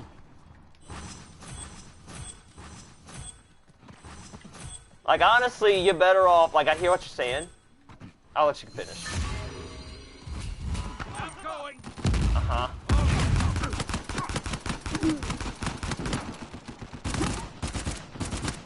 I get what you're saying, but I'm just saying Uncharted, the multiplayer, there's a huge learning curve in comparison to past, like, other games and stuff. Because first of all, you're having to, in order to get the HS-39, which is overall the best weapon in the game, you're having to get like 400 downs with other weapons. Which 400 downs, that can take a while. That can 400 like multiplayer downs, which of course, you know, you just got to get downs and not necessarily kills. Which some people, they hate the down system of Uncharted 4, but and from what I understand, it comes from The Last of Us. Throw it towards me. The way these guys won't hit me. Oh, damn. Yeah, exactly. That's. I'm glad he didn't mess me up. That would have been annoying. But I'm just saying though. Like I get what you're saying, you know. But honestly, in this game, you're better off just seeing if you compare yourself up with veterans. Oh my god. I got you, Ventura. I got shot when I was swinging. Can you believe that? Yeah, I'm not surprised. But basically, dude, you're better off just pairing yourself up with like people that just. You know, there's still people that play this game. You just gotta know where to find them. Well, I will say though. I will say this.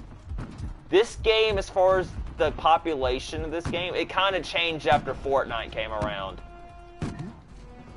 This game was among the first games to basically be invaded by Fortnite, if you know what I mean. Just get the last treasure, don't worry about me. Alright. Hall of Famer's right there!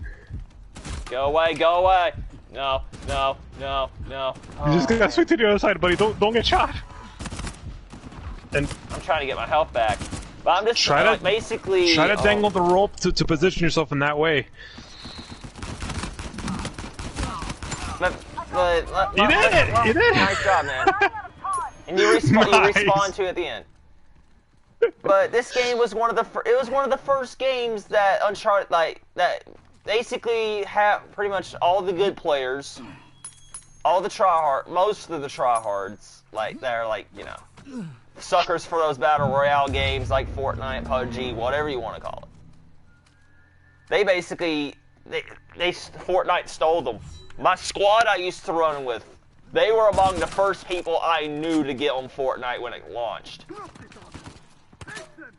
Well, anyways, I have an idea. Since you do a public survival night, maybe you could teach Super the ropes about the multiplayer.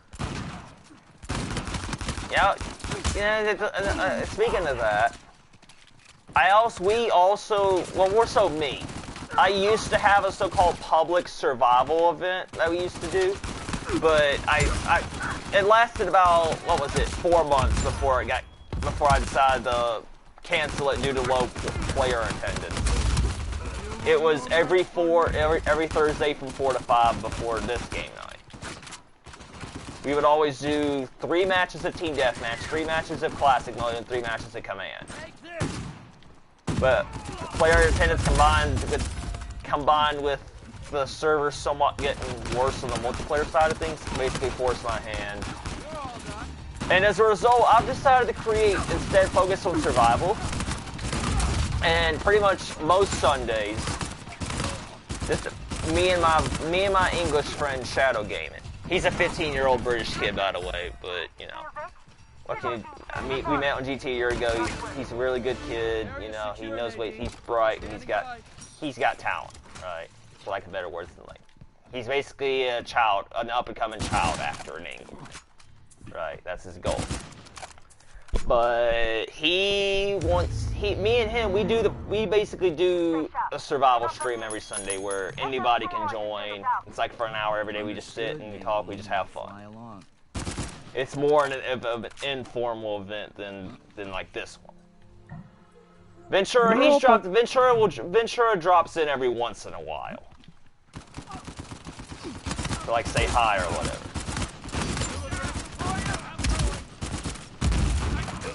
Yeah, because, I don't know, I just love Austin's way of giving advice on Red Dead. That's why I would always drop in once in a while.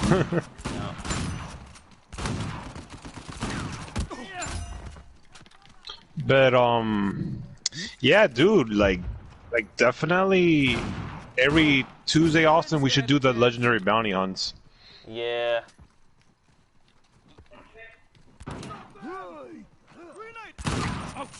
Oh, this is rope tackle.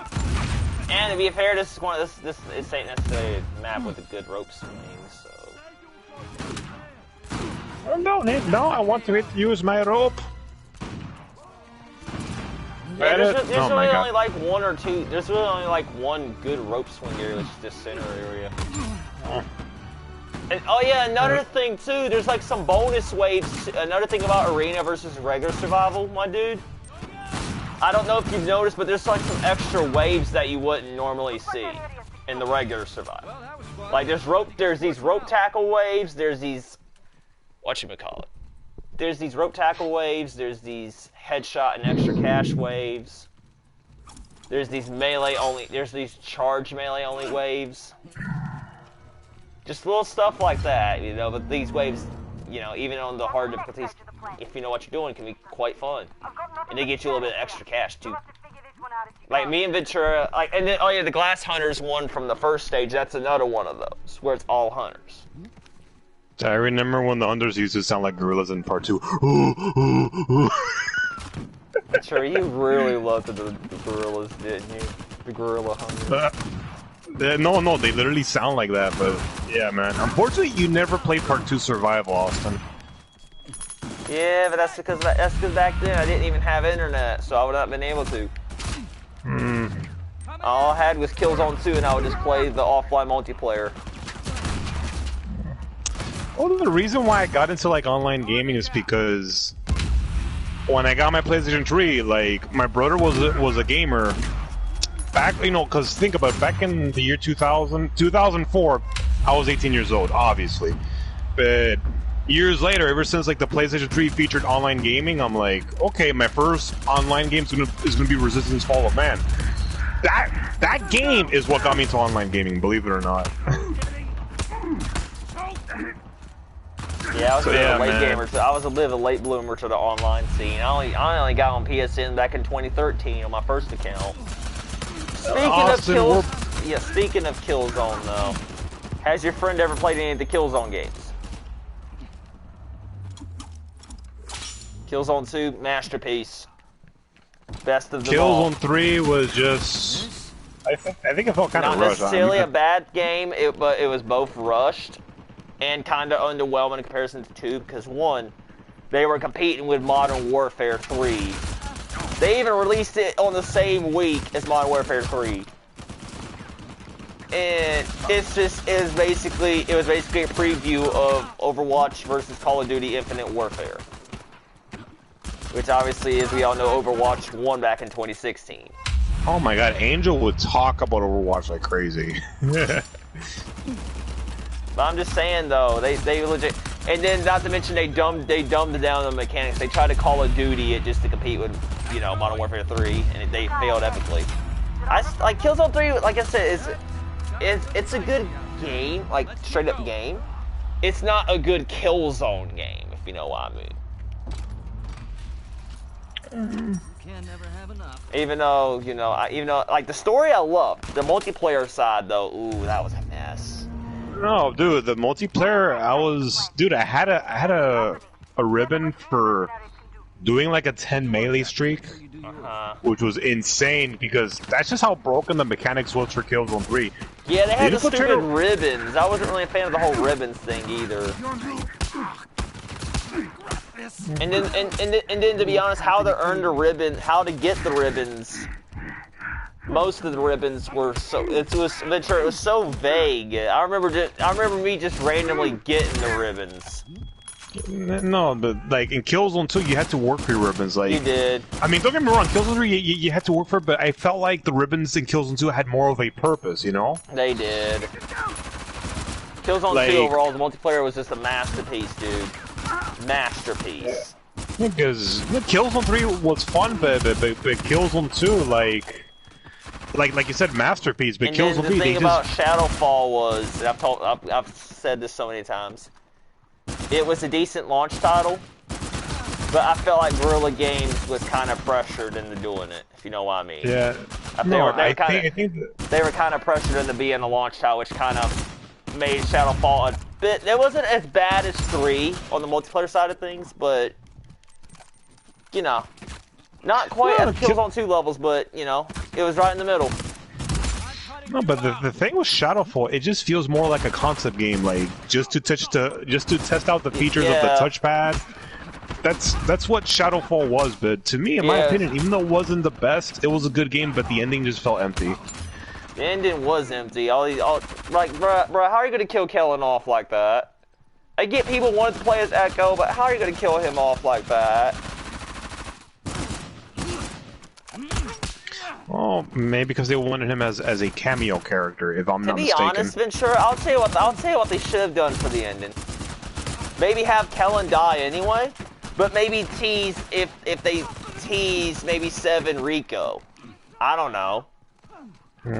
No, but the thing is, they recycle their characters like crazy. Because, bro, how many times like have you seen Rico? You've seen him in Killzone 1, I know, but at least Liberations. Sev, though. And then the thing is, remember that one poster, that one Easter egg poster of them still being wanted fugitives and still being alive 30 years later. Well, at that least Easter egg Sev, anyway. connects with Rico, we can debate all day long, but at least Sev. Exactly.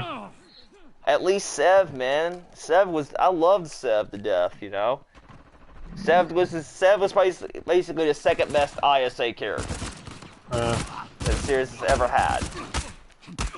Because we got to see him grow. We got to see him grow as a character. Yeah, at first when you first meet him in Killzone 2, he turns out as your typical generic soldier character. But we get to see him really grow, especially in 3. That's true, but character development in Killzone was never really the game's strong suit. It was more about the action, to be honest. I honestly, Ventura, if you ask me, there's like 4 or 5 characters that I felt like had really good development. One is Vasari, for obvious reasons. Obviously. Because honestly, Vasari, if you ask me, he's overall their poster child. If you ask me. 2 was Colonel Raddick. 3 was, obviously my list will be a bit biased because it's mostly Hellgas characters, but I feel like overall, outside of, I'll get to the ISA characters in a minute. I feel like overall they more so developed the Hellgas characters versus the ISA characters, right? The only ISA characters that I feel like were truly developed was Templar. Was really the squad from Killzone 1 and Sev. That's it. That's it. You know? Well, no, the thing is, like, I'll take that back. I thought Garza had potential. Nako was just your typical jokester soldier, which, come on, we've seen that before. I love him to death, but he was a typical jokester. I feel like Garza had potential, but they had to kill him off halfway through. You know? Overall, from 2, Sev was really the only memorable character from 2 on the ISA side. Yeah. You know what's funny? You get to play as Nako and Killzone 3 for the co-op that he don't talk. He has no lines. Exactly. I'm like, what is this? It's like there's Narville, but Narville more so is a bit of a coward. The thing is, they screwed Narville. Remember how in 2 he's your typical hard-ass general, hard-ass sergeant, or whatever, right? 3, they made him a coward. Say, we need to get back home. We don't have time to fight. Like, shut up, Narville. Stop talking. Stop talking. No wonder why. Yeah, that's why Seth got annoyed by Captain Narville because of his BS. Like, dude, we're the ISA. We have to defend our part. No, but it's scary. I'm like, shut the fuck up, guy. Bruh, like honestly, dude, I loved him in 2. 2, yeah, he's your typical hard-ass, commander, but it's like, bruh, you guys call yourself Marines? We lost to these frickin' Hicks. He got so pissed.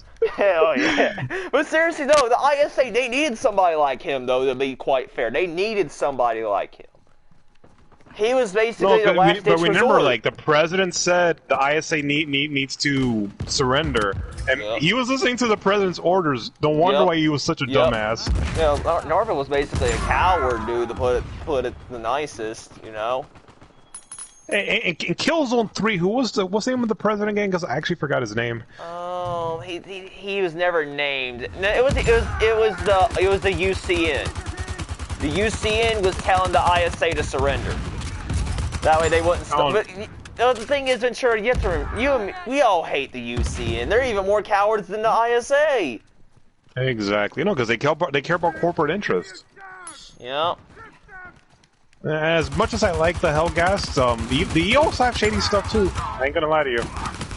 Well, obviously there's Stahl, who's a psychopathic weapons and hallucinogen dealer. Who, by the way, Stahl, I loved Stahl.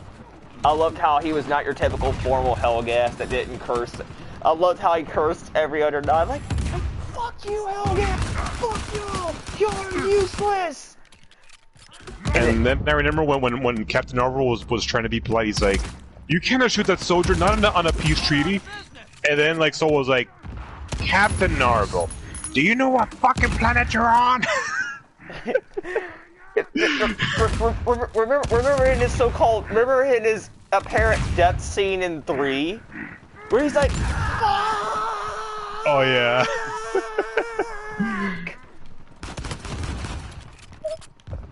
Yeah, I love Stahl, bro. But to be fair though, bruh, I don't blame Stahl for being who he is. Dude, he makes their weapons. He makes their weapons. Of course he's gonna be fed up with the progress. No. Oh crap. Yep, no, I got y'all. He's gonna be fed up with their progress. He's making millions, he and his dad. By the way, that was his, according to the wiki, that was his dad's company before, you know, before he died and he passed it on to your hand, right? That's their own weapons. I don't blame him for getting mad. I don't blame him. What do you, STA-52, STA-3, Stahl arms. So basically, Stahl got mad that the ISA used their weapons against him? You could say that. Oh, no wonder. They actually used the Wasp gun against Stahl arms, but I'm like, yeah, I'm like, we gotta take care of the RPG, gun, guys. I love that gun. I loved it. I love that gun. Holy dicks. It was basically a minigun, a missile minigun. Oh my god, the RPG guys getting to me. Yeah, no, we gotta start using the Chinas. Oh my god. Ah, crap. Why are you doing character? Not exactly There you go.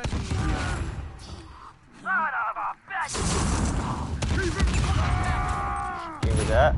I guess try to help him out here. Oh, Jesus, what the hell? I'm gonna stay away from the RPG guy. He's driving me bananas. Take that. Oh my god, yeah, the RPG dudes are really getting to me. You wanna get a China Lake? Cause dude, I'm gonna buy a China Lake. I got an RPG in my hand right about now. Okay. That's crazy though. But I'm just saying, man, I feel like Guerrilla Games, they've sadly done more development. Like, I understand why, because come on, Guerrilla Games, I think one of their developers said it before in an interview from either the 3 or Shadowfall days, that we kind of emphasize more so the Helghast side than the ISA side. Jesus, that RPG guy drove me insane. But basically, other than Seth and the squad from 1, we haven't really had any good developed ISA characters in a long time. Exactly. Like hell, the Helghast have had more mobiles. Like Lente, I thought was decent back in the Killzone 1 days, and that really waste the RPG and whatever. Lente was decent. He wasn't the greatest, but he was decent. I loved how cold he was about him killing his family. Obviously, Adams was a cool villain. Hell, speaking of Adams, I don't even know whether to classify him as Helghast or ISA because he was a traitor. Did he had Helghast blood? No, he didn't. But yeah, I wonder why Adams was a good villain. I'm sorry, but Adams was a cool villain. I loved him. That's not what I wanted to hear. When he smashed that dude's head in. Like, no, I was like, holy shit, he just doesn't play. I remember that clip like it was yesterday. Yep. Yeah, Adams was insane, bruh. Man, I remember there was another soldier that looked like the guy that died. I'm like, is that the same guy that died? Yeah. Now that's the kind of challenge I live for. Cause like, I nearly died for. I remember back then in Killzone 1, like every ISA was just a copy and paste the same thing. Taking this. Either way, shouldn't be bad, Austin. Yep. But basically, you had Lente. Radek was cool. Orlok was kind of underwhelming. But same thing about Orlok. They basically made him a coward as with Narville. They made him a coward, even though he was kind of a Vasari loyalist. Even though I will give him that. Because you have to remember how loyal he was to Vasari. He was like what Vasari would have wanted, and the whole 9 yards. Sark was I liked Sarek, even though they didn't really do much with anything with him. I liked Sarek. And I really do hope that if they do make a Killzone 5 going for Shadowfall, that he would be a possible antagonist. Yeah, but like I said, when it comes to villains, I don't think Guerrilla Games likes to recycle. Like, on the villain side, but, you know. I mean, I could be wrong, though, but if he's there, he's there. If he's not, yeah, you know, I'm I just hope I'm fans... just saying, though, like, Guerrilla Games would be dumb to kill Sarek off after barely using him in Shadowfall. They barely used him, though. Oh, they do. They only use Hacker in Killzone 1 and Liberation as a 2-player. Yeah, That's it. But to be fair, Hacker doesn't really count because that was back in their, you know, early days. They didn't really have a standard back then. They didn't really have a standard. Because, they didn't have a standard. So you can't really count into any of the original 4. Like, you can't really count Luger. Even though I do miss Luger. Luger's probably dead, though, so it don't really matter. Luger was in Killzone 1 and Liberation, if I'm correct. Yeah, she was in Liberation.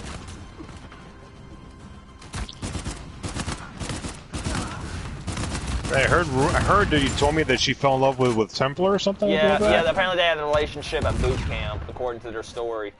Apparently they met in ISA training and it was on.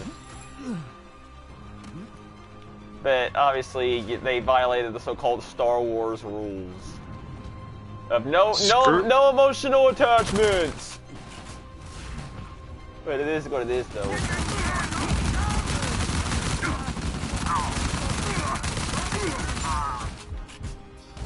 Nope. Ah, crap.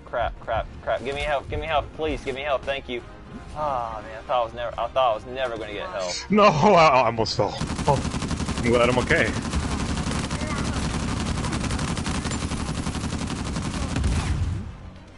Hey, someone take care of the guy with the RPG. It's driving me insane. Out of the picture. No, stop trying to punch me. Jesus. Nope, give me some health back, thank you. Yeah, these brutes are really getting on my nerves. That's what y'all are doing is teleporting all around the map. Go. Hang in there, buddy.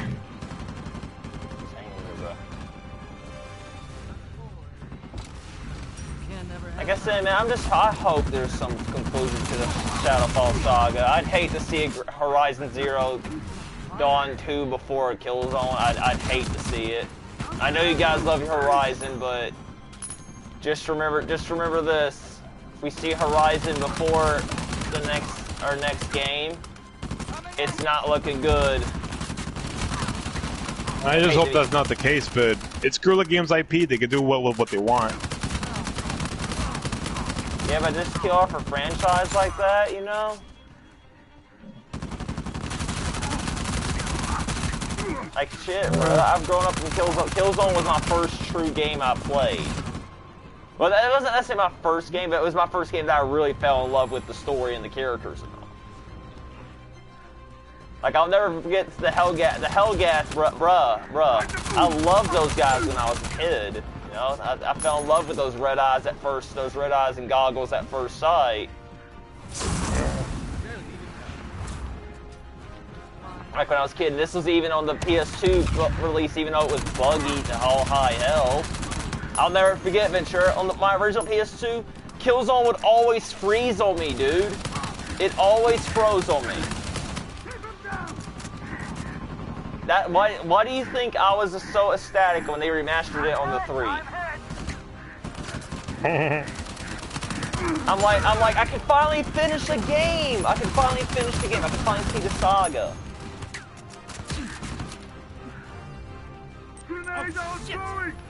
Yeah, we gotta finish this. Ain't gonna let these guys keep us down. Well, on my PS2, I never had the problem of the game freezing, so I was lucky. Yeah, but the thing was, I wasn't alone though. A lot of Killzone 1 on PS2 buggy, dude. It was, when I say buggy, I mean buggy. By the way, boys, I'm down to 485, which means we need to get our last kill, like, now. Come on, come on, come on, give me some health. Nice job. Awesome. Whew. That was a breeze. I know, right? Alright, guys, you want to go and call it here, or what y'all want to do? I think I call it here because it's already... 10. It's already... Yeah, it's 10 right now. Alright, guys, this is Larson Gamer 42. Hopefully y'all enjoyed episode 133, Uncharted 4 Survival Night. Thanks to Ventura's friend, Superhero of Fame, for joining us. Nice meeting you, buddy. And we will see y'all, hopefully, this Sunday for episode 51, Uncharted 4 Public Survival Day. Take care, and we'll see y'all then. Peace.